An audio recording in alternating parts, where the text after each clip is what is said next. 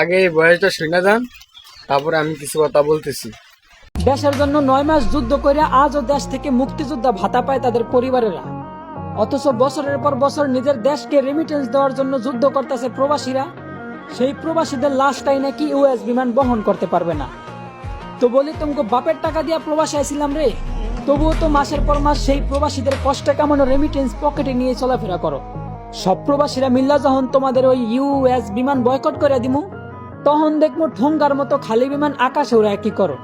বলি জিন্দা প্রবাসীর কষ্টে কামানো রেমিটেন্স দিয়া বিমান তৈরি করিয়া আবার সেই বিমানেই প্রবাসীদের মৃতদেহটাই নিতে অস্বীকার করলা। বিষয়টা এমন হইল না যে সারা রাত নিজের ইজ্জত মানুষের কাছে বিলাইয়া আবার ভোর রাত্রে উজু করে নামাজে দাঁড়াইলা।